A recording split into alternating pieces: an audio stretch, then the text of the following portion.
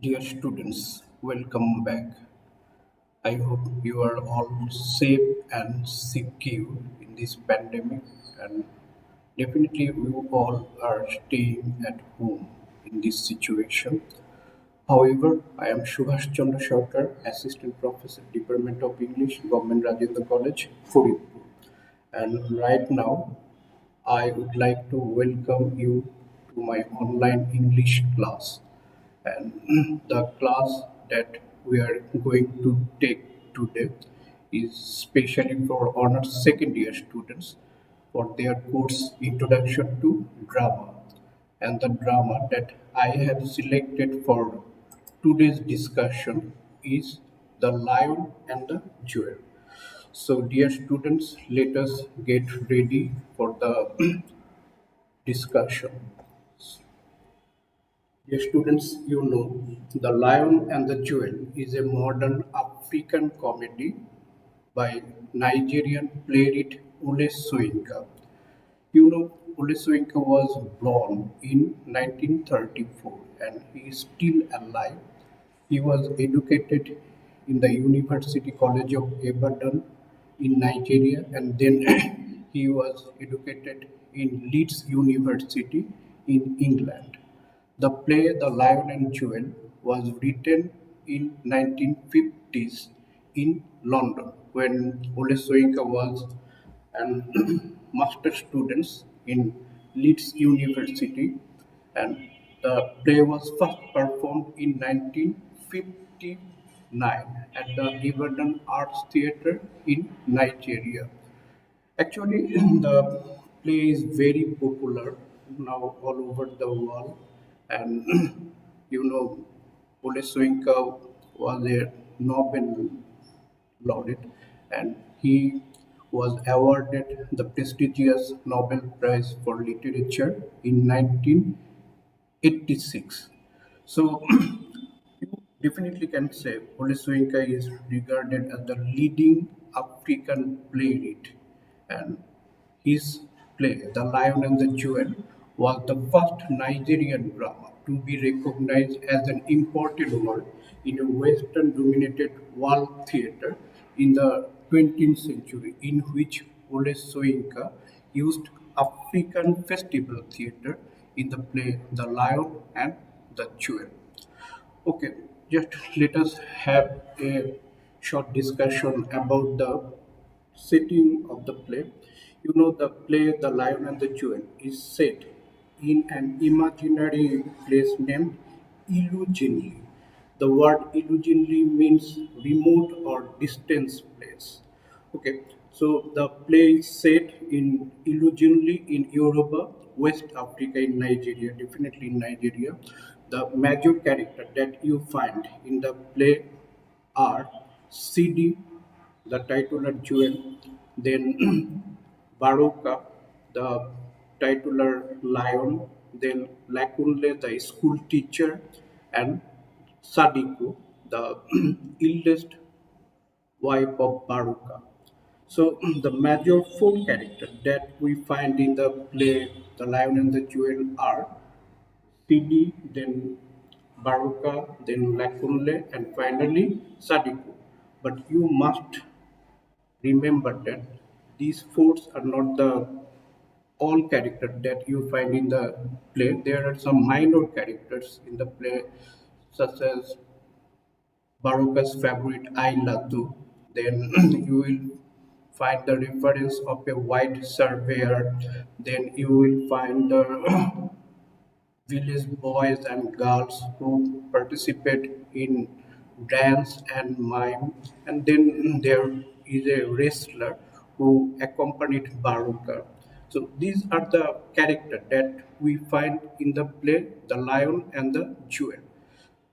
The play is interestingly is about a single day, or the action of the play takes within a single day.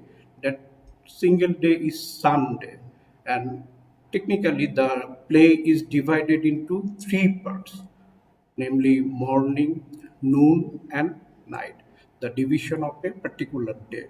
So this the setting and time setting of the novel The Lion and the Jewel. Okay, now let us get into the story of the play. The play is a bit simple story, or you find a funny story in the play, The Lion and the Jewel. When the play begins, it is morning, the first part of the drama, morning, and you will see that the setting is a marketplace, particularly the edge of a marketplace where you will find an odon tree, a tree like steady tree like our banyan tree. Then over there, the there is a actually village school in which the village teacher Lakunle teaches. So the first character that we find in the play is Sidi. She enters the stage carrying a pail of water on her head and wearing a broad cloth. Sidi is the titular jewel in the drama. She is a village beauty of about 16 years old. So CD attract the attention of Lakunle. Lakunle is the village school teacher. He is about 23 years old. So we find Lakunle dressed in an old style unironed English suit, and Lakunle scolds City for carrying the pail on her head and wants her to be a modern woman. Actually, we find Lakunle to owe or to seduce Siddhi, and definitely there is a comic exchange of charge and counter charge between the two characters. For example, CD is called by Lakunle an illiterate goat, and in response to Lakunle's scolding, CD calls Lakunle the madman of Ilujilli. So this is very interesting. So at the very first scene or at the outset of the play, we find the two major characters.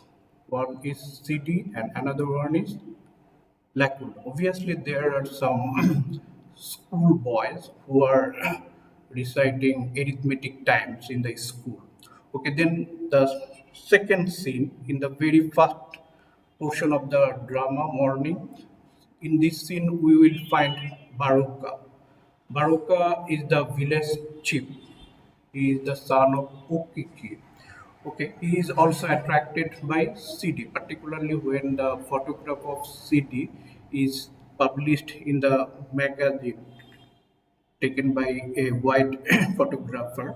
The bill or the opposite of Lakunde is an artful traditional man who resists the building of roads and railways. So we find that Baruka represents traditionalism. On the other hand, Lakunle represents modernism. That's why Baruka resists the building of roads and railways, trying to keep his society insulated from progress. The dialogue between these two men constitute the crux of the play, the conservative, clear view of life versus the progressive view of life. So Ole Soyinka represent the conflict of cultures. That means the conflict of Yoruba cultures in Nigeria and the westernized European culture through the characters of Baruka and Lakunde. Okay, now let us get a bit deep. So, when we will go to the second part of the second part of the drama is called Noon. So, in this scene, the scenery is a road near the marketplace. So, all the scenes we have already said is in a single day, and it covers only the village, then marketplace and road, etc. So the known is first set at a road near the marketplace, and in this scene we will find Sadiku. Who is Sadiku? Sadiku is the head wife of Baruka. Actually, Sadiku was the last wife or the favorite of Baruka's father, Ukiki. When Ukiki died, Sadiku marries Baruka, and now Sadiku is the chief wife in Baruka's harem, and his intention with Sadiku is to get village beauties for him. So Sadiku appears wearing a shawl over her head. She informs Sidi that the lion, that means Baruka, wish to take her as a wife. So we have already said that the responsibility of Sadiku is to procure village girls for Baroka, and that's why Sadiku offers Sidi to be a wife of Baroka. When Shidi refuses, she refuses because just let us consider the age of the main characters in the play. Our heroine CD is only 16. Okay, Baruka is 62, Lakunle is 23, and Sadiku is almost in her 60s. She may be 65 or she may be 68 or 70, something like that. The exact age of Sadiku is not provided in the drama, but it is referred in the drama that Sadiku had been offering her position as the wife of Baruka for 41 years. So she has been serving Baruka for 41 years. So before that, Sadiq was the wife of Baruka's father. So she is definitely a woman of 60s or something like that. When when Sidi refuses, Sadiku changes techniques and she informs CD that if she does not want to be Baruka's wife, well, then she be kind enough to attend a small feast in her honor at his house that night. This is a very traditional trick applied by Sadiku and Baruka to procure young girls. So Sidin knows it. That's why she again refuses, saying that she knows that every woman who has been or has eaten supper with Baruka eventually becomes his wife. So this is a trick applied by Baruka. So Sidi refuses to marry Baruka on the ground that Baruka is too old. Well, then the scene cuts to Baruka's bedroom, where we find Baruka along with his favorite Aiglatu, and over there, Sadiku informs Baruka that she failed to owe Sidi. So when Baruka came to learn the incident, he conceives a subtle plot and tells Sadiku that he has become important. But this is a lie, anticipating that Sadiku will reveal the secret. And when these things is over, we find that Baruka falls asleep. So this is the second scene of the drama, The Lion and the Jewel, which is called Noon. Okay, fine. After that, we will go to the last scene of the play, which is titled Night. So the last scene of the play Night is at the village center by the school room window. As far we know, the play opens at the same place, and the play night or the last scene of the play night occurs at the same place, the village center. So Sadiku gloats, saying that she has managed to be the undoing of Baruka and of his father Ukiki, because Sadiku believes that Baruka is no longer a man, he has become an important man. That's why she is celebrating with a dance. So Sidi is amazed and plans to visit Baruka for his feast and toy with him, because Sidi considers no longer Baruka is a threat for her. Rakunde tries to stop her, but he fails. Okay, then the scene is once again in Baruka's bedroom. CD managed to enter unchanneled. That means nobody interrupts her entrance. And when she entered, she mentioned that she was here for the supper with Baruka. So CD starts playing around with Baruka, but Baruka is a artful player. We have already known from the very first portion of the drama. So Baruka flatters her, impresses her, and finally seduces her. So the thing that Baruka wished to confirm is almost over. The last scene of the drama, The Lion and the Jewel, cuts back to the village center where Lakunde is pacing in frustration. The reason of his frustration is definitely Baroka's behavior. That means Lakunde is almost aware about the nature of Baroka. That's why he knows that whenever Shidi is in his trap, she must be seduced. That's why Lakunde is in frustration.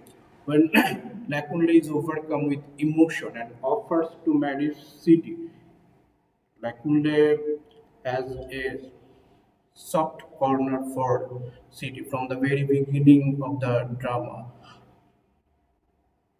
Obviously, CD likes Lakunle, but the problem is that Lakunle fails to offer any bride price, which is very important in African society.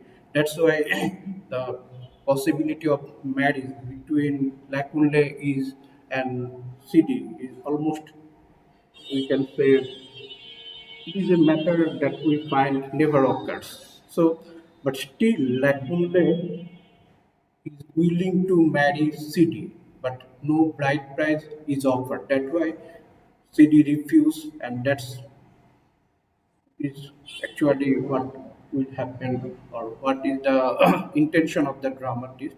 She, I mean, CD informs Lakunle that she has no intention of marrying him. Rather, she will marry Baruka, who is still full of life. So when the drama, The Lion and the Jewel, comes to an end, we will find that a marriage celebration is going on. Okay, so these the things that you will definitely get the idea about the drama or the plot of the drama, The Lion and the Jewel. So you find the play is apparently very simple, but the problem is that the simple story is not only a simple story. Usually, the lion and the jewel is often viewed as an allegory. Allegory in the sense that in this allegory, city is Nigeria, caught between the modern Lagunle and traditional Baroka. She is interested in the modern Lagunle because it feeds her ego and seems to offer youth and excitement, but she is also derisive of its falseness. That's why finally we see that Sidi did not get married with Lakunle. The traditional does not interest her at first because she thinks she is better than it is. And definitely, finally, Sidi decides to marry Baroka. And that's the major thing that our playwright Olesoyinka wished to convey through the play The Lion and the Jewel. So CD comes to recognize the safety, security, and value in tradition instead of modernism. So the play The Lion and Jewel is also can be viewed as a satire in which African traditional values of womanhood is ridiculed. In this particular Yoruba culture, you will find that women is nothing or women are nothing, simply a piece of property. So these things is satirized by our playwright Ole Soyinka. So, dear student, the main theme of the play, The Lion and the Jewel, is the conflict between traditional Nigerian Yoruba values and the Western influence of Nigeria's colonizer. So, who represents traditionalism in The Lion and the Jewel? Definitely it is Baroka. And who represents the Western influence of Nigerian colonizer? It is definitely Lakunle. So our playwright Ole Soyinka writes about Yoruba rituals and beliefs to reveal his roots. That means the choice between the rival worlds of tradition and modernism. Ole Soyinka, in his drama, uses traditional Yoruba poetry, music, dance. You also find mime in play form to express unique Nigerian narrative in English, incorporating traditional art and culture, creating a dazzling experience of action, comedy, education, and effective communication through Soyinka's art of African festival theater. So this is almost all about the play The Lion and the Jewel. So dear student, I hope you have a narrow idea about the play The Lion and the Jewel. So if you go through the text is not that much difficult. We have already said the text is divided into three parts. The first part is morning, the second part is you know noon, and the final part is night. And for your convenience or for your better understanding, I think I should say something more. These three parts is further subdivided into some more scenes. Let us have a look. The part morning covers two scenes actually. The opening dialogue that we find between Lakunle and Siti, and then the dance of the lost traveler. The lost traveler means a white photographer who came to the village illegally from Lagos and took the photographs or take the photograph of CD. So this is the dance of the lost traveler. So here we did not find the real character of the white photographer, but the village boys and girls participates in a dance or mime in which the dance of the lost traveler is acted. Well, then in the second part, the known, this is also subdivided into two parts. A route by the market, in which we see Sadiku offers Sidi to get married with Baruka, and eventually or initially Sidi refuses, but finally Sidi marries Baruka instead of Lakunde. So that the scene, and the second scene in the second part of the drama is Baruka's bedroom, in which Baruka contributes the plot.